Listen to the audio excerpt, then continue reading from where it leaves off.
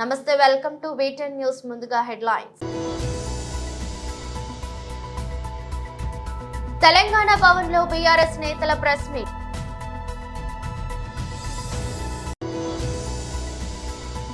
కేంద్ర హోంమంత్రి వస్తే రాష్ట్ర ప్రయోజనాల గురించి మాట్లాడడం మానేసి జగన్ ఇళ్ల గురించి మాట్లాడుకుంటారా? ఏపీలోని నగరాలు, పట్టణాలు, గ్రామాలు స్వచ్ఛంగా ఉండేందుకు మనమందరం కృషి చేయాలి. సీఎం చంద్రబాబు నాయుడు. ఎయిర్పోర్టు వద్దనడం లేదు, కానీ రైతులకు హీరో విజయ్ మద్దతు. దేశవాళీ క్రికెట్ బాట పడుతున్న టీమిండియా క్రికెటర్లు. తెలంగాణ భవన్లో బీఆర్ఎస్ నేతలు ప్రెస్ మీట్ నిర్వహించారు. వాస్తవానికి ఈ కార్యక్రమం 14 తారీఖు నాడే ఉండే, 13 నాడే పెట్టుకుందాం అనుకున్నాం. కానీ జిల్లా పోలీస్ యంత్రాంగం మమ్మల్ని రిక్వెస్ట్ చేసి, సార్ ఇప్పుడు రహదారులు బాగా రద్దీగా ఉన్నాయి, అటు ఆంధ్ర వైపు ఎక్కువ మంది పండుగలకు పోతున్నారు కాబట్టి తెలంగాణకు సంబంధించి కూడా నల్గొండ జిల్లా కావచ్చు, ఈ ఇతర ప్రాంతాలకు సంబంధించిన ప్రజలు కూడా ఎక్కువ రోజులు సెలవులు వచ్చినాయి కాబట్టి ఊర్లలోకి వెళ్తున్నారు, రహదారుల మీద ఇబ్బంది అవుతుంది, దయచేసి వాయిదా వేసుకోండి, మీరు మళ్ళీ తేదీనాడు పెట్టుకుంటే మేము సహకరిస్తామని చెప్పి జిల్లా పోలీస్ యంత్రాంగం నన్ను రిక్వెస్ట్ చేసినారు. నేను వారి మాట మీద కేటీఆర్ గారితో మాట్లాడి, ఇట్లా జిల్లా యంత్రాంగం రిక్వెస్ట్ చేస్తున్నారు, వాయిదా వేసుకోమని అడుగుతున్నారు అని అన్నప్పుడు వారు కూడా అంగీకరించి, కానివ్వండి వాళ్ళ మాట మీదనే పోదాం, మనం ప్రజలకు ఇబ్బంది పెట్టకుండానే మన కార్యక్రమాలు ఉండాలని మన ఉద్దేశం కదా అని చెప్పి ఒప్పుకొని ఆనాడే చెప్పినాం. వాళ్ళు 19 తర్వాత ఎప్పుడైనా పెట్టుకోవచ్చు అని చెప్పినారు. 19తో పాటు 20 నాడు కూడా ఇంకా ఏమైనా ఆంధ్రప్రదేశ్ నుంచి, అటు నుంచి, ఇతర ప్రాంతాల నుంచి, నల్గొండ జిల్లా మిగతా ప్రాంతాల నుంచి, సూర్యాపేట ప్రాంతం నుంచి కూడా వచ్చే వాళ్ళు ఎక్కువగా ఉంటారు అని చెప్పి దానికి కూడా మేము ఆలోచన చేసి 20 కూడా కాకుండా 21వ తారీఖు పెట్టుకుంటున్నామని ఆ రోజు చెప్పినాం. ఆ రకంగా జిల్లా యంత్రాంగం కూడా సిద్ధమైనారని మేము భావించినాం. కానీ ఇవాళ రాత్రి మరి ఏ ఒత్తిడి వచ్చిందో, ఎక్కడి నుంచి ఒత్తిడి వచ్చిందో పొద్దున్నే చేతులు ఎత్తేసి మేము ఇవ్వలేకపోతున్నాం, మాకు ఈ కారణం ఆ కారణం అని చెప్పి వంకలు పెట్టి రిజెక్ట్ చేస్తూ లెటర్ ఇచ్చినారు. సరే, మాకు అర్థమైపోయింది ఇది ఎవరి ఒత్తిడి వల్ల వచ్చింది ఏంది అనేది. సరే, మేము దాన్ని న్యాయపరంగా, చట్టపరంగానే మేము పోదామని చెప్పి ఈరోజు హైకోర్టులో కూడా మూవ్ చేసినాం. కాసేపట్టు తేలుతుంది, హైకోర్టు నిర్ణయం ప్రకారమే మేము ముందుకు పోతాం. కానీ పాపం జిల్లాకు సంబంధించిన మంత్రి కోమటిరెడ్డి వెంకటరెడ్డి పాపం ఇంతకుముందు మీడియా ముందు మాట్లాడుతూ చాలా చెత్త మాటలు మాట్లాడాడు. రైతులు ఎవరిని ఉరికించి కొడతారు? వెంకటరెడ్డి, నువ్వు కనుక ఇవ్వాలా ఒక్కసారి పోలీసుల్ని, మీ యంత్రాంగాన్ని పక్కన పెట్టి ఎక్కడికైనా పోయి, ఉమ్మడి నల్గొండ జిల్లాలో పోతావా, నీ నల్గొండ నియోజకవర్గంలో ఏదైనా గ్రామానికి పోతావా, ఒక్కసారి రైతులతో మాట్లాడి మళ్ళీ వెనక్కిరా, నీ బట్టలు యాజ్ ఇట్ ఈజ్గా ఉంటాయని చూద్దాం. మీరు చేసిన చెత్త పనులకు, మీరు చేసిన చెత్త వాగ్దానాలకు, జిల్లాలో నువ్వు చేస్తున్న మోసానికి, నువ్వు చేస్తున్న ద్రోహానికి రైతాంగం ఎదురు చూస్తున్నారు.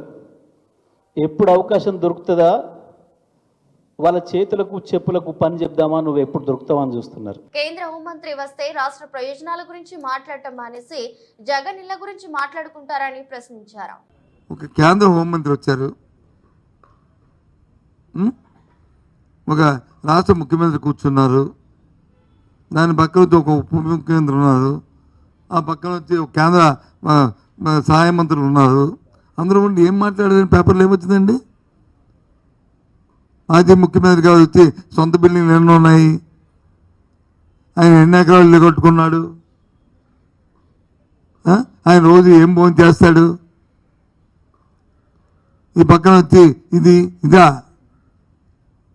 ఇవన్నీ డిస్కషన్లు. ఏదైనా ఒక పెద్దలు వచ్చి ఇద్దరు కలిశారంటే దాని మీద రాష్ట్రానికో దేశానికో ఒక సంప్రదించి ఒక మంచి కార్యక్రమం ఏమి వస్తుందా, దాని నుంచి ఏది జరుగుతుంది అని చూస్తుంటాం. అది మానేసి ఆ ఇంటికి వచ్చి ఎన్ని బాత్రూమ్లు ఉన్నాయి, ఎన్ని బెడ్రూమ్లు ఉన్నాయి, ఇదా అండి డిస్కషను? దాన్ని వచ్చి పత్రికల్లో వచ్చి ప్రధాన అంశాలు ఇదా అండి? ఇదా చెప్పండి. ఇంకోటి అడిగారు మీరు, రుషికొండ భవనం అని. రుషికొండ భవనం అని చెప్పి ఆరో చెప్పాను, ప్రభుత్వ భవనం. ఎస్, 500 కోట్ల కట్టి ప్రభుత్వ భవనం ఇచ్చారు,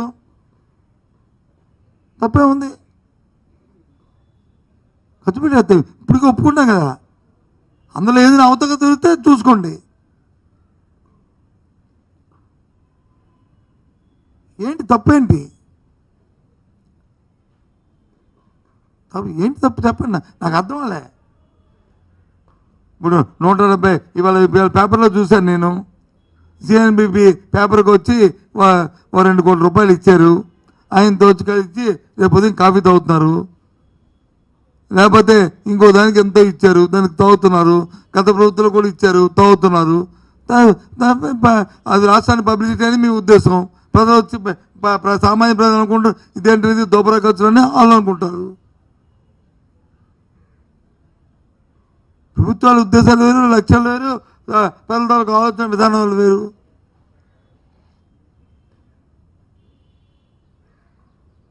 అది వాస్తవం కదా. అంతేకాని దాని గురించి ఒక డిన్నర్ మీటింగు, డిన్నర్లో కుడిపక్క ఇరు కూర్చొని ఎడంపక్క ఇరు కూర్చొని ఉత్తరాయణ నీళ్ళు దక్షిణ నీళ్ళు వీళ్ళిద్దరు, ఇవన్నీ దానికి ఆ ఇంటికి ఎన్ని గదులు ఉన్నాయి, ఎన్ని బెడ్రూమ్లు ఉన్నాయి, ఇవా డిస్కషన్. ఏ కర్మ వచ్చింది చెప్పండి, ఇంకోటి అడగండి. అందుకే అడిగే ఎండార్స్మెంట్ ఉందా లేదండి?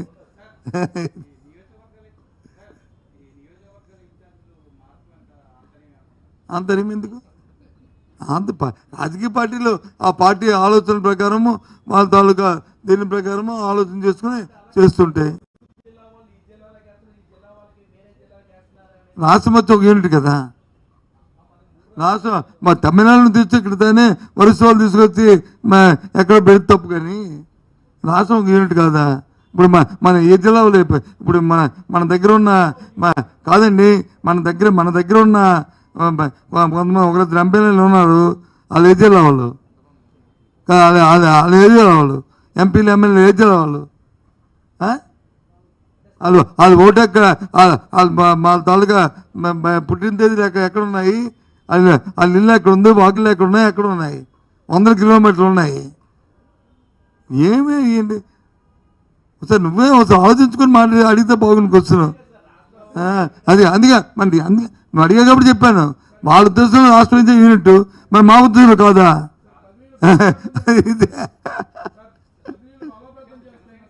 ఏపీలోని నగరాలు, పట్టణాలు, గ్రామాలు స్వచ్ఛంగా ఉండేందుకు మనమందరం కృషి చేయాలని సీఎం చంద్రబాబు నాయుడు తెలిపారు.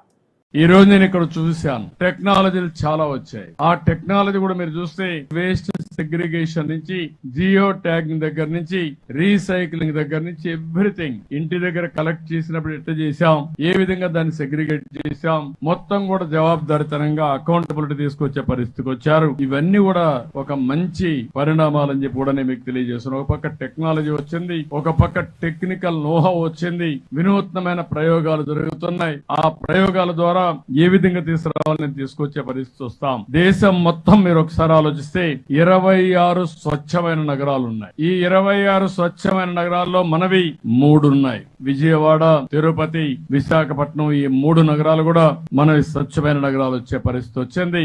రాబోయే రోజుల్లో సగం పైన ఆంధ్రప్రదేశ్ నగరాలే స్వచ్ఛమైన నగరాలుగా ఉండాలని, స్వచ్ఛమైన గ్రామాలుగా తయారు కావాలని మనందరం కలిసి పనిచేయాల్సిన అవసరం ఉంది. ఇంకొక పక్కన ఈ రోజే మీరు చూశారు, ఇలాంటివి చేసినప్పుడు ఎక్కడికక్కడ మనలో కూడా ప్రతి ఒక్క వ్యక్తి డిగ్నిటీ ఆఫ్ లేబర్ ఆలోచించాల్సిన అవసరం ఉంది. మన పని మనం చేసుకున్న విధంగానే ఈ పరిశుభ్రత పైన మీరంతా శ్రద్ధ పెట్టాలి. ఈరోజు అందరికీ సోషల్ మీడియా ఉంది. మీరు మంచి కార్యక్రమానికి శ్రీకారం చుట్టండి. ప్రజా చైతన్యానికి ఒక ఉద్యమానికి నిర్మాణం చేద్దాం. ఎక్కడికక్కడ పోస్టింగ్స్ పెట్టడం, అవేర్నెస్ తేవడం, లేకుంటే మీకు తెలిసిన విషయాలు చెప్పడం, లేకుంటే ఏవైనా చేయకూడని పనులు చేస్తే అవన్నీ కండెమ్ చేస్తూ పెట్టడం, ఇవన్నీ చేయగలిగితే ఈ ఉద్యమానికి స్ఫూర్తినిస్తుంది. ఈ రోజు ఇవి కాకుండా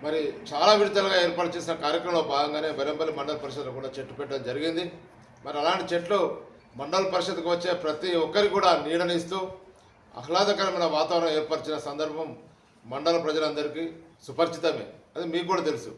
కానీ ఈరోజు మరి ఏదైతే నూతన గవర్నమెంట్ వచ్చిన తర్వాత మరి అధికారులు వారు ఇష్టారాజ్యంగా మరి ఎవరి అనుమతి లేకుండా ఎలాంటి షరతులు లేకుండా మరి వారు ఇష్టం వచ్చినట్టు చెట్లు నరికివేసి ఎవరి పర్మిషన్ లేదు, ఫారెస్ట్ పర్మిషన్ లేదు, ప్రభుత్వం పర్మిషన్ లేదు, గౌరవ కలెక్టరేటు మరి ఎంతో దానికి గౌరవ యంత్రాంగం ఉన్నది.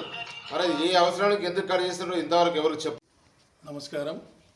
ఈరోజు ఈ కార్యక్రమానికి హాజరైన వైస్ చైర్మన్ గారికి, ఎక్స్ఎంపీపీ గారికి, సుభాష్రావు గారికి, శ్రీనివాస్కి, అదేవిధంగా మిత్రుడు గణేష్ గౌడ్ గారికి, వివిధ గ్రామాల నుంచి వచ్చిన మండల స్థాయి నాయకులు, సర్పంచులు, ఎంపీటీసీలు అందరికీ కూడా నమస్కారం. వక్తలు పెద్దలు చెప్పినట్టు ఇలా కాంగ్రెస్ పార్టీ మరొక నాటకానికి తెరదీస్తూ ఉన్నది.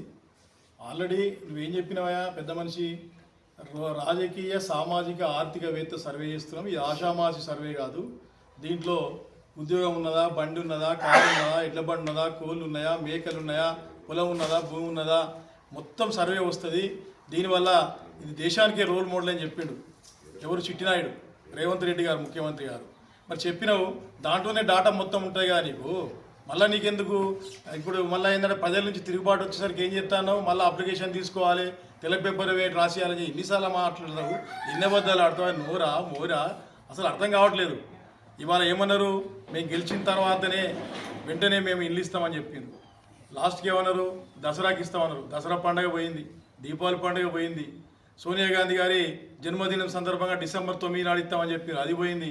సంక్రాంతి అన్నాడు. మహేశ్వరం నియోజకవర్గం మీర్పేట్ మున్సిపల్ కార్పొరేషన్ జిల్లెలగూడ చందన చెరువు కట్టపై ముద్రాజ్ సంఘం ఆధ్వర్యంలో నూతనంగా ఏర్పాటు చేసినటువంటి పండుగ సాయన్న విగ్రహ ఆవిష్కరణ మహోత్సవానికి రాష్ట్ర అతిథులుగా మాజీ మంత్రి స్థానిక ఎమ్మెల్యే సబితా ఇంద్రారెడ్డి, చేవెళ్ల పార్లమెంట్ సభ్యులు Konda Vishweshwar Reddy, Makthal MLA Vakiti Srihari, Medak parliament contest MP Neelam Madhu పాల్గొని పండుగ సాయన్న విగ్రహానికి పూలమాలలు వేసి ఘన నివాళులర్పించారు.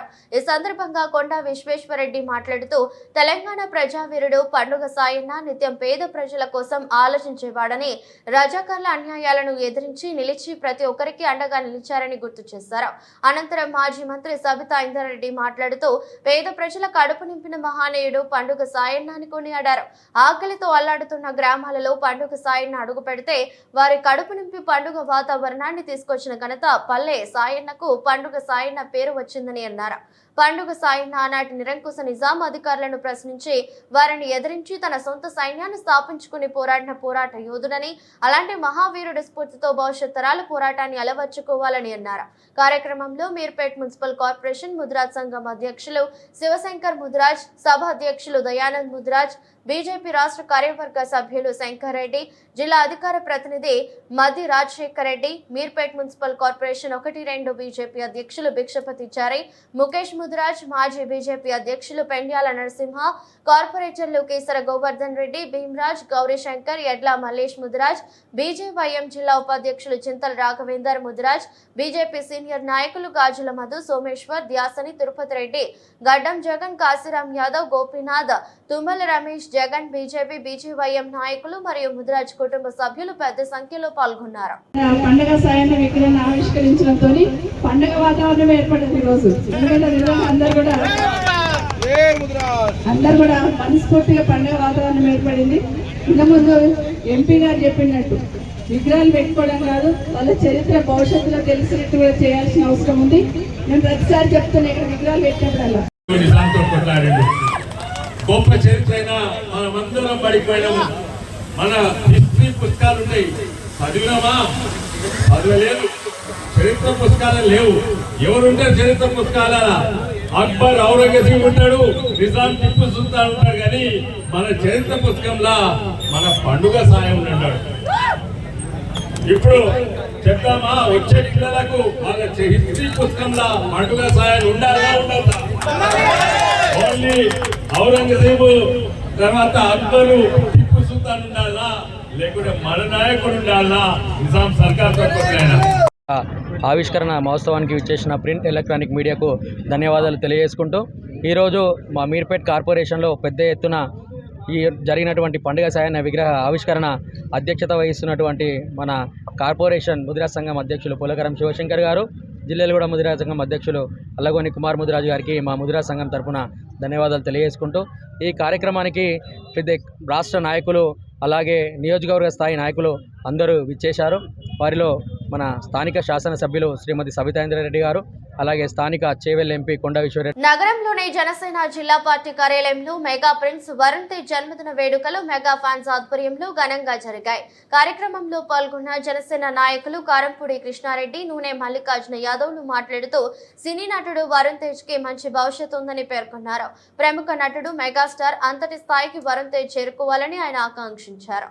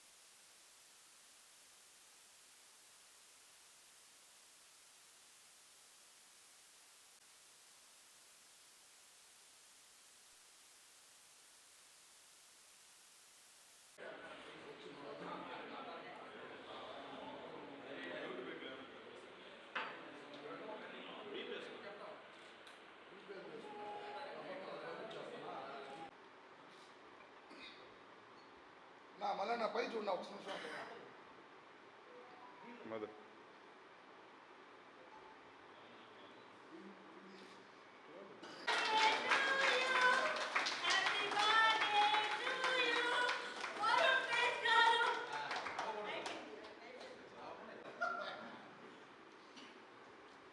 ఎవరన్నా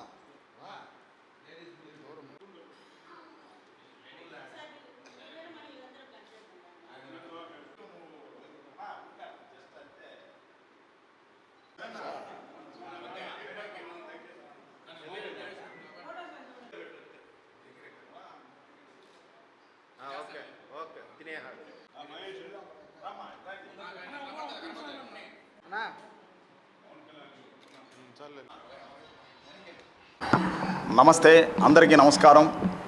ఈరోజు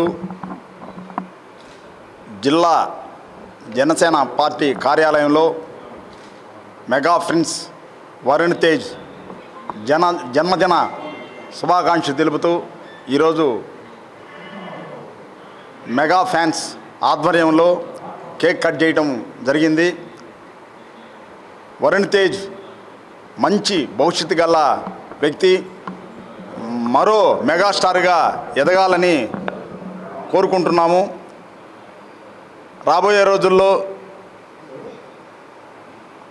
మెగా ఫ్యామిలీ అంటేనే వాళ్ళల్లో ఆణిముత్యంలాగా జన్మించిన వరుణ్ తేజ్ జనసేన పార్టీలో కూడా కీలక పాత్ర వహించాడు. లాస్ట్ టైం ఎలక్షన్లో కూడా ఆయన పాత్ర చాలా ఉంది. అలాంటి వ్యక్తులు జనసేన పార్టీకి కూడా అవసరం. ముఖ్యంగా కూడా నాగబాబు గారి కుమారుడు, మా రాష్ట్ర ప్రధాన కార్యదర్శి నాగబాబు గారి కుమారుడు వరుణ్ తేజ్ తండ్రిని మించిన తనయుడిలాగా ఎదిగి రాష్ట్రంలోనికి, జనసేన పార్టీకి, రాష్ట్రానికి మంచి పేరు తెస్తున్నాడు. అలాంటి యువకిరీటం ఉండటం మా జనసేన పార్టీకి అదృష్టంగా భావిస్తున్నాం. ఈరోజు ఆయన పుట్టినరోజు సందర్భంగా వీల్ చైర్ రమణయ్య గారికి సర్వేపల్లి బ్రదర్స్ ఆధ్వర్యంలో ఇవ్వటం జరిగింది. మా జనసేన పార్టీ ఇలాంటి కార్యక్రమాలు చాలా చేయాలని కోరుకుంటున్నాము. జై జనసేన, జై పవన్ కళ్యాణ్ గారు. మెగా బ్రదర్ రాష్ట్ర ప్రభుత్వం చేపట్టిన జాతీయ రహదారి భద్రతా మాసోత్సవాల్లో భాగంగా యూనిట్ ఆఫీస్ కోదాడలో motor vehicle inspector Shaik Jilani గారు కార్యాలయంకు వచ్చిన వాహన చోదకులతో ప్రతిజ్ఞ చేయించారు. భద్రతా వారోత్సవాల్లో భాగంగా తీసుకోవాల్సిన జాగ్రత్తలు: హెల్మెట్ తప్పనిసరిగా ధరించాలని, మద్యం సేవించి వాహనం నడపరాదని, సీట్ బెల్ట్ కంపల్సరీగా పెట్టుకోవాలని, వాహనాలను అధిక స్పీడ్తో ఓవర్లోడ్తో నడపరాదని అక్కడికి వచ్చిన వారి చేత ప్రతిజ్ఞ చేయించారు. కార్యక్రమంలో యూనిట్ ఆఫీస్ సిబ్బంది కూడా పాల్గొన్నారు. ప్లస్ సీట్ బెల్ట్ పెట్టుకుని నడపాలా. కారు నడిపితే కనుక ప్లస్ లేదంటే కనుక ఏది మన ఏది ఉన్నా సరే ఏమేమి ఉన్నాయి చూడండి. సెల్ ఫోన్ మనకి నిర్లక్ష్యంతో 70% ఇది తగ్గుతుంది. ఏది మన యాక్సిడెంట్స్ అవుతున్నాయి. దాన్ని నివారించాలంటే ఏం చేయాలి? మనం నియమాలు పాటించాలా. ప్లస్ మనంతటా మనం మనస్సాక్షికి చెప్పుకోవాలా. ఏమని చెప్పుకోవాలా? నేను ఇవాళ మామూలుగా ప్రశాంతంగా ఇంటి నుంచి బయలుదేరినా మళ్ళీ జాతీయ రోడ్డు భద్రతా మాసోత్సవాల సందర్భంగా ఇవాళ కోదాడ ఆర్టీఏ ఆఫీస్కి వచ్చినటువంటి మన మిత్రులు అందరినీ, ఇది డ్రైవింగ్కి వచ్చిన వారిని, ప్లస్ రిజిస్ట్రేషన్ గురించి వచ్చిన వాళ్ళని, ఫిట్నెస్ గురించి వచ్చిన వాళ్ళని, ప్లస్ ఇక్కడికి వచ్చిన మిత్రుల్ని అందరినీ ఒక రోడ్డు భద్రత గురించి మనం చెప్పడం జరిగింది. దీంట్లో భాగంగా రాంగ్ సైడ్ రోడ్డు జాతీయ రోడ్డు భద్రతా మాసోత్సవాల్లో చెప్పండి భాగంగా నేను నా మనస్సాక్షిగా ప్రమాణం చేయుచున్నాను. రోడ్డుపై భద్రతా నియమాలను ఎట్టి పరిస్థితుల్లో అతిక్రమించనని, నేను ప్రయాణికులను అంటే మనమే సురక్షితంగా వారి గమ్యస్థానాలకు భద్రంగా రోడ్డు వార్తలు ముగించే ముందు మరోసారి హెడ్లైన్స్. తెలంగాణ భవన్ లో బీఆర్ఎస్ నేతల ప్రెస్ మీట్.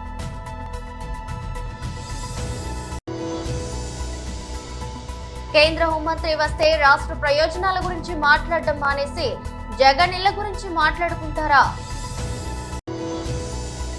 ఏపీలోని నగరాలు, పట్టణాలు, గ్రామాలు స్వచ్ఛంగా ఉండేందుకు మనమందరం కృషి చేయాలి. సీఎం చంద్రబాబు నాయుడు. ఎయిర్పోర్టు వద్దనడం లేదు, కానీ రైతులకు హీరో విజయ్ మద్దతు. దేశవాళీ క్రికెట్ బాట పడుతున్న టీమిండియా క్రికెటర్లు. ఇదరస్ట్ బులెటిన్ మరో బులెటిన్లో మళ్ళీ కలుద్దాం. అంతవరకు సెలవు. నమస్కారం.